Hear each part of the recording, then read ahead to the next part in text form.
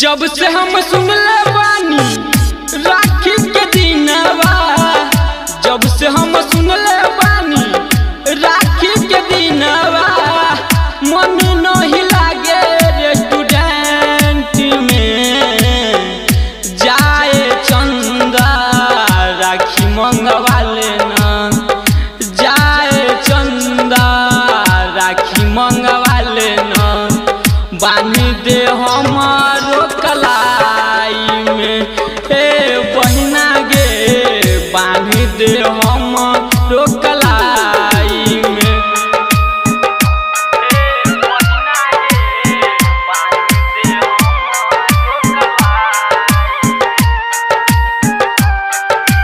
DJ Sumit Satish रैमा, DJ Sumit Satish रैमा, DJ Sumit Satish रैमा, DJ Sumit Satish रैमा।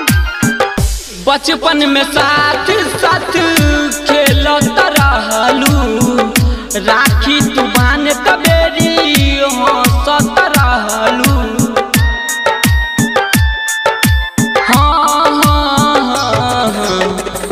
बचपन में साथ साथ खेलत रहलू, राखी तू बान तबेरी हंसत रहलू। अब तो हमारे पास बा मजबूरी, अब तो हमारे पास बा मजबूरी, कैसे हम आई अपना गाँव में जाए चंदा राखी मंगवा लेना, जाए चंदा राखी मंगवा लेना, बांध दे हमारो कलाई में हे बहिना गे, बांध दे हमारो कलाई में।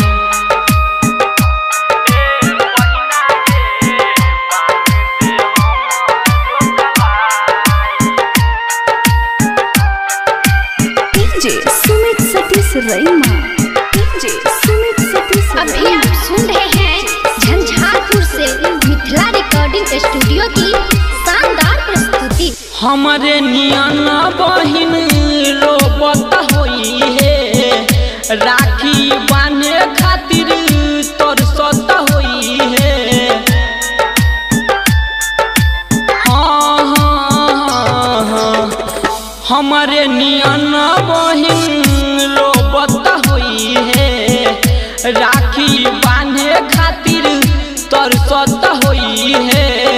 सुना लगता होई हमारो अंगनवा, सुना लगता होई हमारो अंगनवा, मन नहीं लागे रेस्टोरेंट में जाए चंदा राखी मंगवा लेना, जाए चंदा राखी मंगवा लेना, बांध दे हमारो कलाई में हे बहिना गे, बांध दे हमारो कलाई में।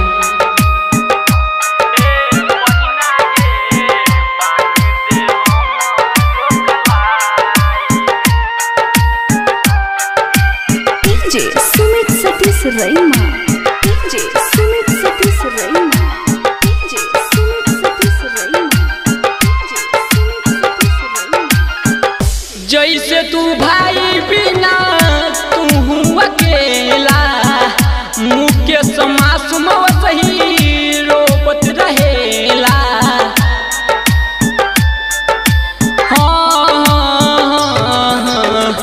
जैसे तू भाई बिना तू अकेला, मुकेश मासूम सही रोबत रहेला।